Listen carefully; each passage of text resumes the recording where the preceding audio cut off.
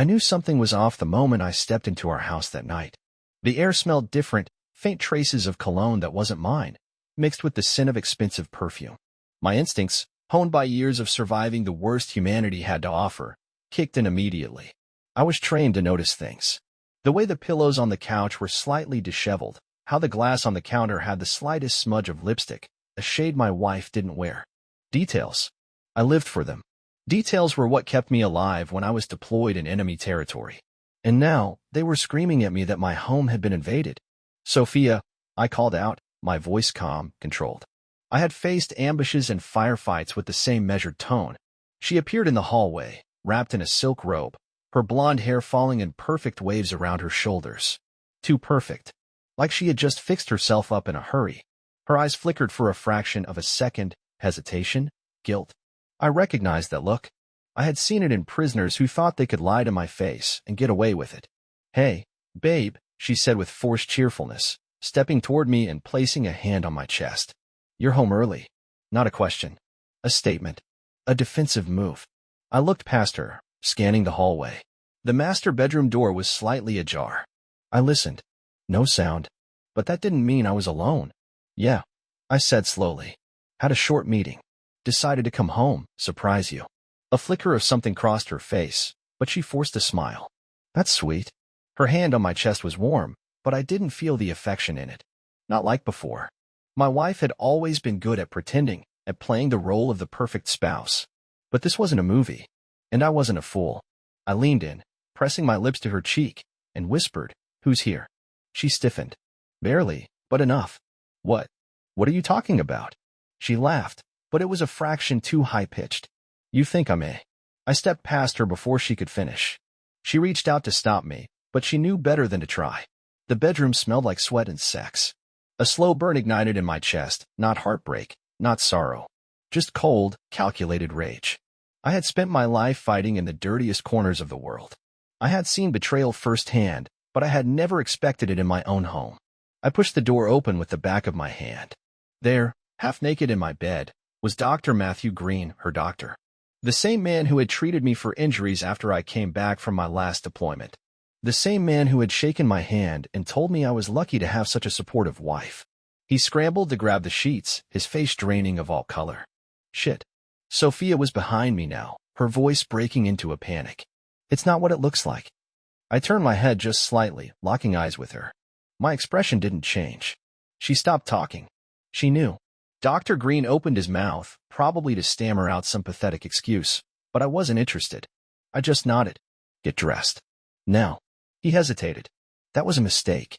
I moved before he could react, grabbing him by the wrist and yanking him off the bed. He hit the floor with a satisfying thud, and before he could even let out a grunt of pain, I was on him, pressing a knee into his sternum. My grip on his wrist tightened until his face twisted in agony. "I don't care who you are," I said quietly. "You have 5 seconds to get out of my house." He nodded frantically, his body trembling beneath mine. I released him, and he scrambled for his clothes, tripping over himself as he pulled on his pants. Sophia watched in silence, her face pale. The doctor bolted out of the room like a man who had just escaped death. Smart. I stood up and turned to my wife. She opened her mouth, but I cut her off. "Sit down." She flinched but obeyed, perching on the edge of the bed like a child about to be scolded. Her lower lip trembled, but I felt nothing. "How long?" I asked. She swallowed. "It's... how long?" Her jaw clenched, and she looked away. 6 months. 6 months. 6 months of deception. 6 months of lies. 6 months of me playing the loving husband while she was screwing another man in my bed. I exhaled slowly. I wasn't going to yell. I wasn't going to break things. That's what she expected. No. I was going to be patient. I was going to be methodical. I was going to ruin her. Sophia sat there, her silk robe still loosely tied, but she was no longer the confident, manipulative woman I had married. She looked small now. Weak. Pathetic. Good. I didn't say anything for a while. Just let the silence stretch, let the weight of the moment crush her under its pressure. She shifted uncomfortably, her fingers gripping the sheets. "Say something," she whispered, her voice barely above a breath. I tilted my head, studying her the way I used to assess threats in the field. I had spent years learning how to break people without ever lifting a finger. I wasn't going to waste my energy on anger.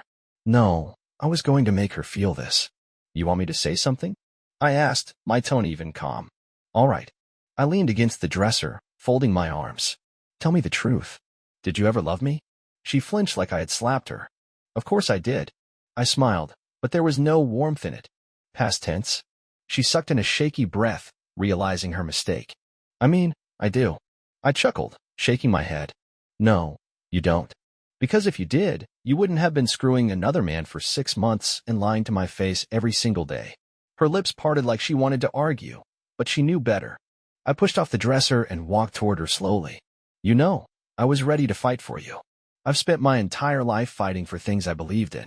And you, I exhaled sharply. I believed in you. Stupid, huh?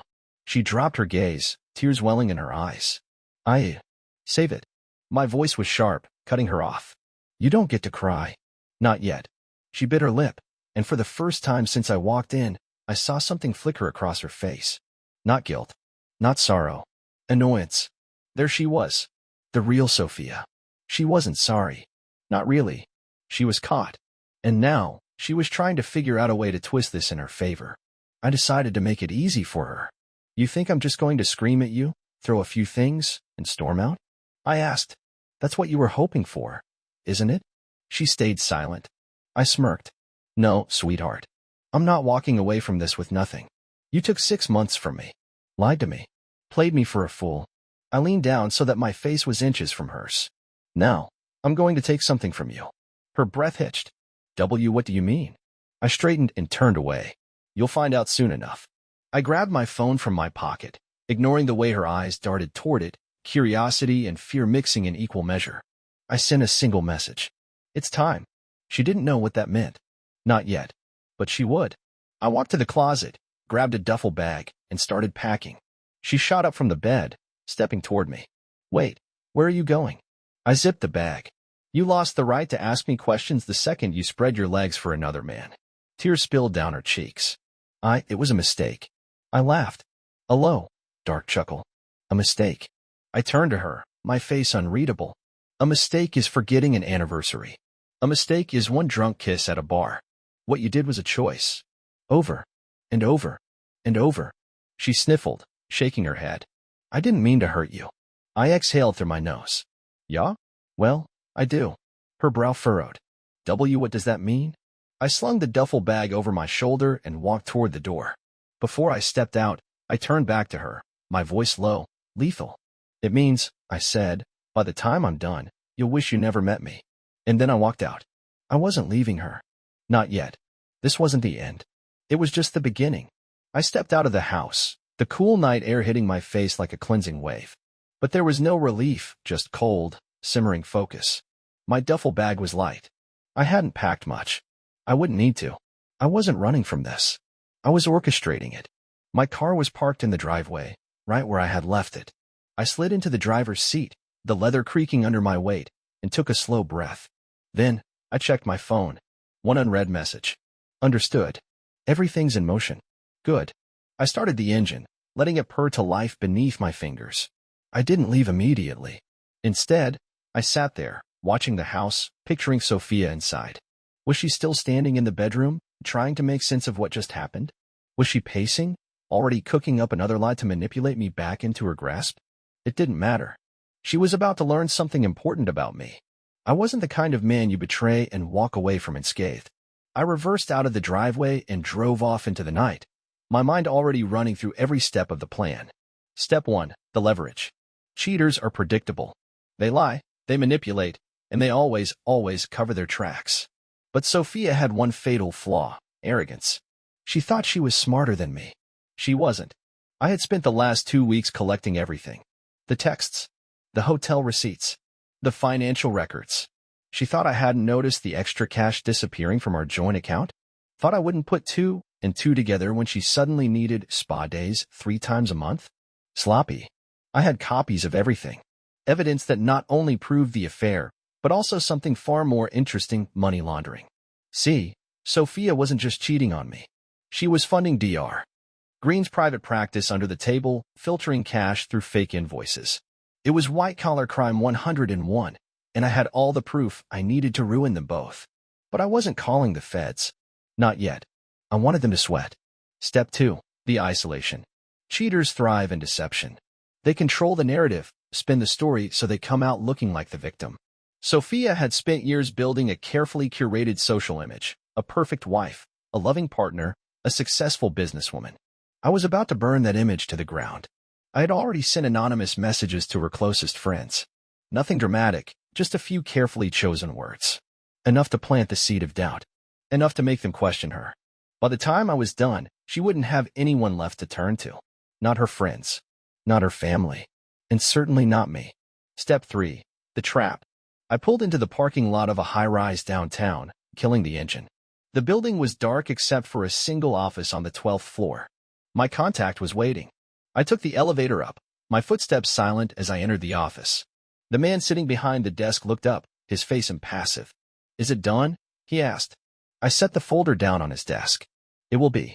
He flipped through the pages, his expression unreadable. "This is airtight." "I know." He leaned back in his chair, studying me. "You don't just want to expose them. You want to destroy them." I didn't blink. "Yes." He nodded slowly. "All right. Consider it done." I turned to leave, but he spoke again. "Just one thing," he said. "I've handled cases like this before. Usually, people just want justice. But you." He paused. "You're going about this like a soldier planning a war." I met his gaze. "That's because it is a war." He smirked. "I'd hate to be on your bad side." I didn't respond. I didn't need to. By the time I was done, Sophia and Dr. Green wouldn't just regret betraying me. They'd wish they had never met me at all. The night air was crisp, carrying the distant hum of the city as I drove back to the house. Not to stay, just to watch. Sophia's world was still intact. For now. But that would change soon.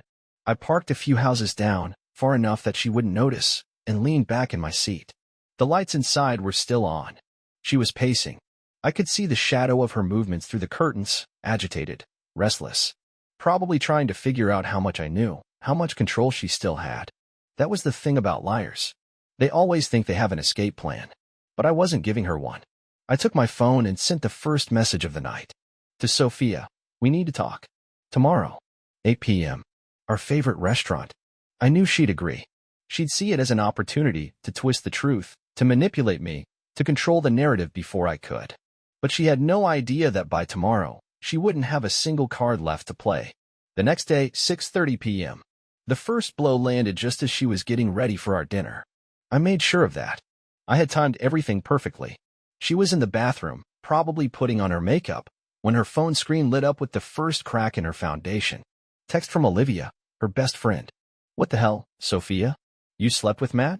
And you lied about it? You let me comfort you while you pretended to be the victim? I can't believe I ever trusted you." Then another. Text from Jason, our mutual friend. "Wow, so everything was fake? You've been sneaking around for 6 months while playing the perfect wife? You're disgusting. Don't ever speak to me again." Then another. Text from her boss. "Come to my office first thing tomorrow morning. We need to talk about some financial discrepancies in your department. I hope, for your sake, there's an explanation." That last one? That was my personal favorite. I had leaked just enough of her money laundering scheme to make it look like someone in her office had uncovered it. It would start as an internal review, nothing public yet. But that was the beauty of it. She wouldn't know who to blame. She wouldn't know who to trust. And by the time she sat across from me at dinner, she'd already be drowning. 8 p.m., the dinner.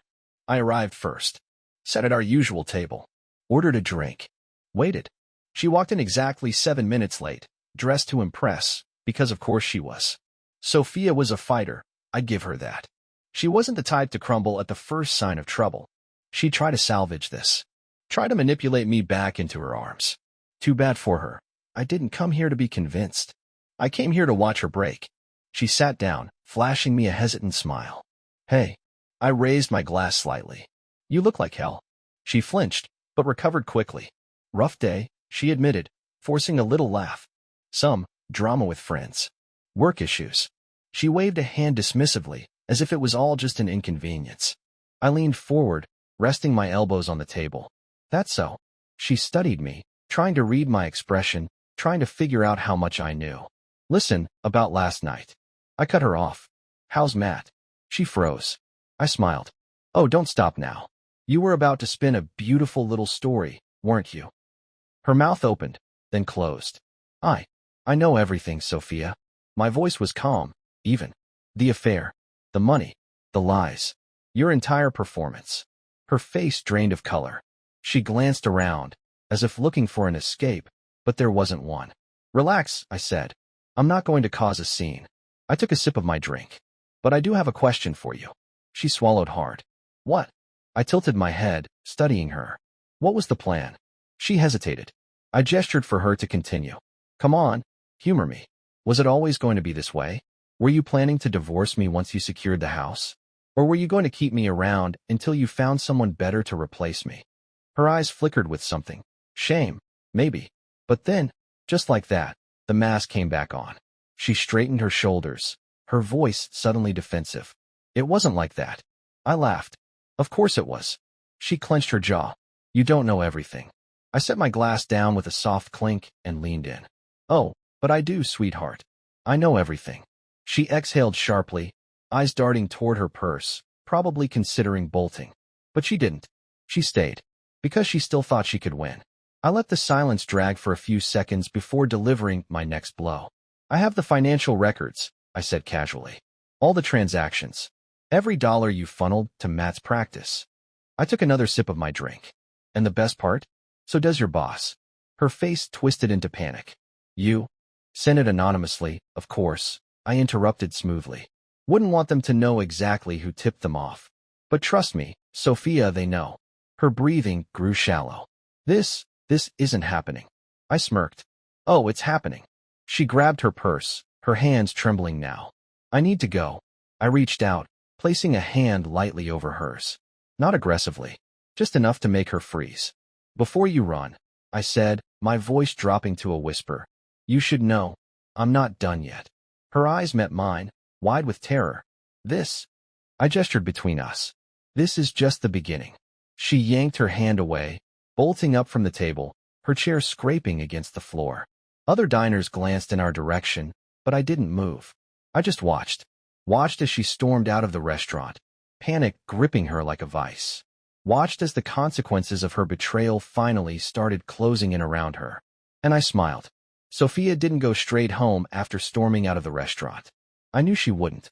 She was panicking, unraveling, grasping for control in a situation where she had none. And when cheaters panic, they run to the only person they think can save them.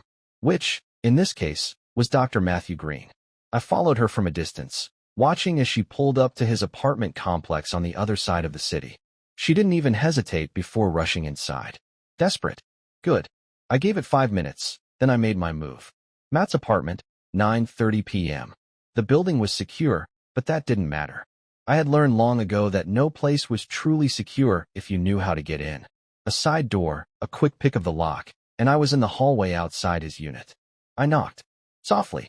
I heard movement inside. Hurried whispers. They were expecting me to show up eventually. But they weren't ready for what came next. The door creaked open just a crack, and then there he was, Dr. Matthew Green. His face paled at the sight of me, fear flickering behind his glasses. Look, man. I pushed the door open before he could finish. He stumbled back, and that's when I saw her. Sophia, standing in the middle of the living room, her arms wrapped around herself, her eyes still red from crying.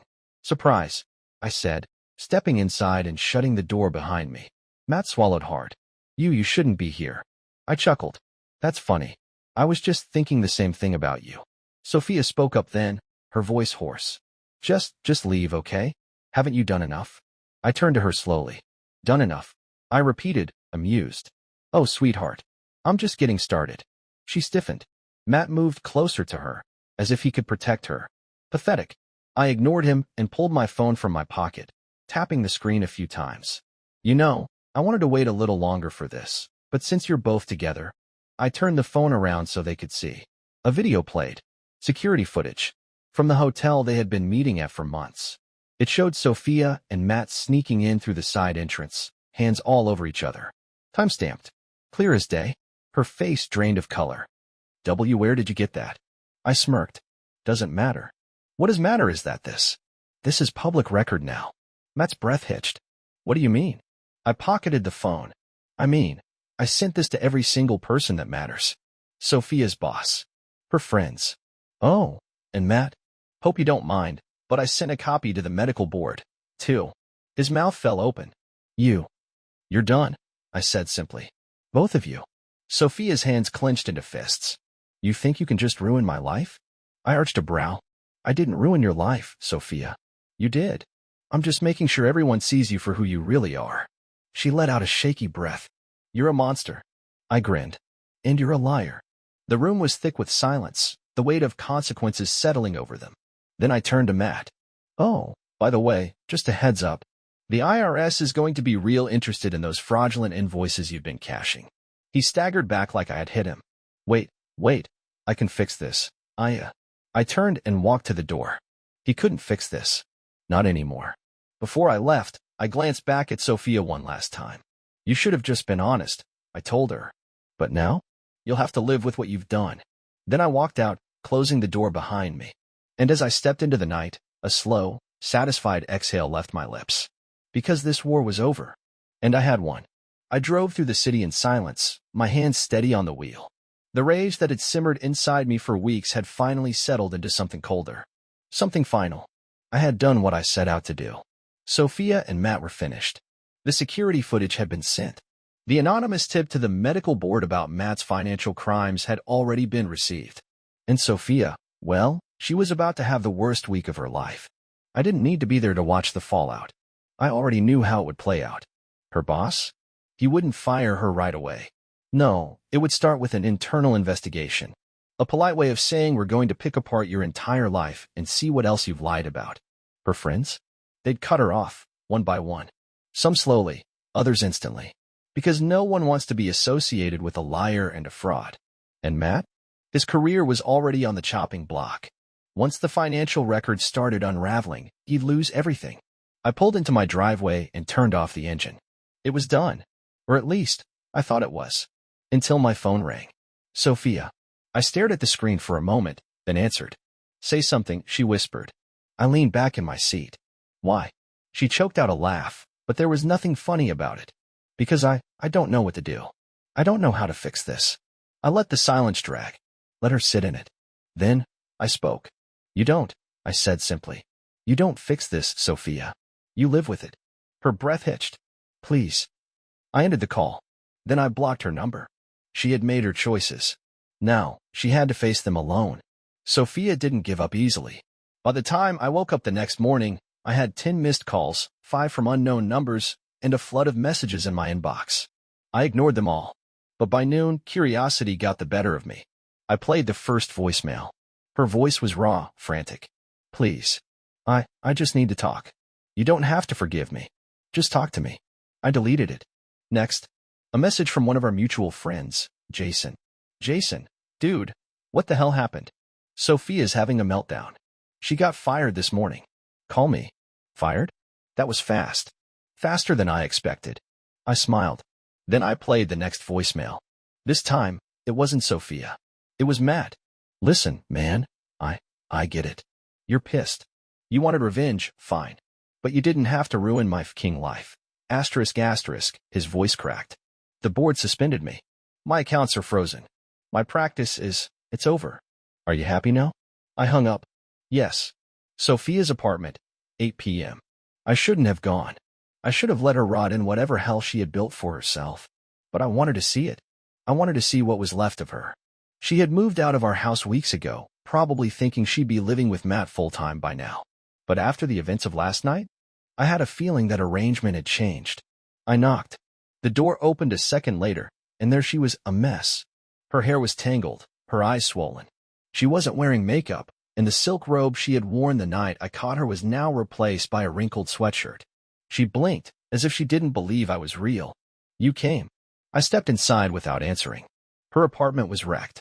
Empty wine bottles. Pillows on the floor. Her laptop was open on the table, emails from her boss flashing across the screen. Termination notice. She shut the door behind me, her voice small. I lost everything. I turned to her. No. You threw everything away. She flinched. I never meant for this to happen. I tilted my head. Then what did you mean, Sophia? Was it just a game? Just some fun on the side. She sucked in a shaky breath. I was stupid. I laughed, but there was no humor in it. That's your excuse? Stupidity. She stepped forward, her fingers trembling. I know I can't take it back. I know I hurt you. Tears pooled in her eyes. But I swear, I still love you. I went still. Then, I leaned in close, just enough to whisper, you don't know what love is. She reached for me. Please, don't. I caught her wrist midair, stopping her. You don't get to touch me. She broke. Completely. A sob tore from her throat, her knees buckling. I let her fall. For the first time, she was feeling exactly what I wanted her to feel, powerless. I turned for the door. Before I left, I said one final thing. I hope it was worth it. Then I walked away. And I never looked back. I didn't feel relief. Not yet. I had shattered Sophia's life, stripped her of every illusion she had built for herself. She had spent months living a lie, thinking she could control the outcome. But reality had a way of catching up. And I made sure it did. Still, something felt unfinished. Maybe it was because revenge wasn't some grand, satisfying moment. It wasn't fireworks or applause. It was quiet, cold, permanent. And now? There was only silence. I didn't answer when Jason called again, asking if I was okay. I ignored the messages from old friends who suddenly wanted to check in. I didn't need their pity. I was fine. Or at least, I thought I was. Until she found me. The grocery store, 5:30 p.m. I was picking up a bottle of bourbon when I heard her voice behind me. Soft. Weak. Hey. I turned slowly, my grip tightening around the bottle. Sophia. She looked worse than before. Dark circles under her eyes. Her usual confident posture was gone. Her hands were stuffed in the pockets of a jacket that was 2 sizes too big, probably because she had lost weight. Don't, I said flatly. She swallowed hard. I just wanted to see you. I stared at her, expression unreadable. Why? A small, humorless laugh left her lips. Because I don't have anyone else. I tilted my head. And whose fault is that? Tears welled up in her eyes. I know I deserve this. She hesitated. But I just need to know if you'll ever forgive me. A year ago, I might have entertained the idea. But now? I let the silence stretch. Let her hope for just a second. Then I leaned in, my voice low. No. Her breath hitched. I turned and walked away, leaving her standing there in the middle of the aisle, alone, where she belonged. The past had a way of lingering.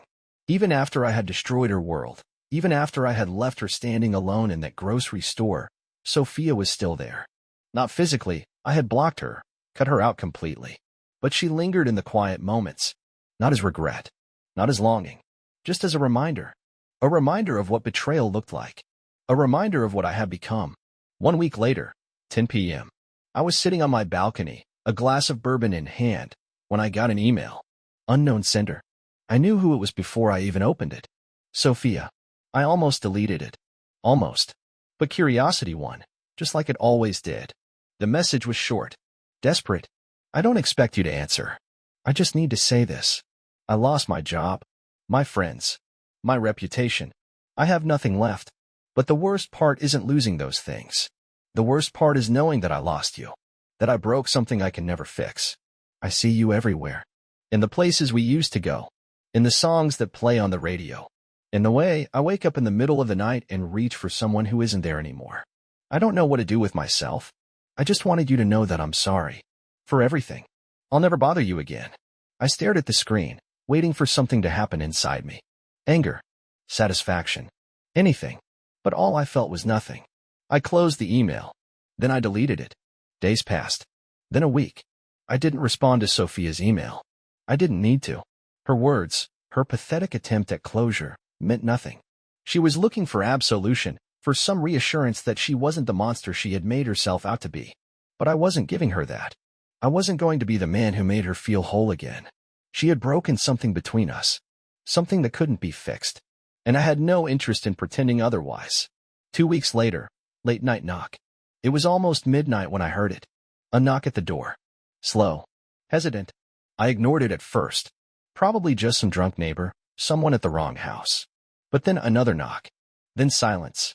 A long, stretching silence. And then her voice.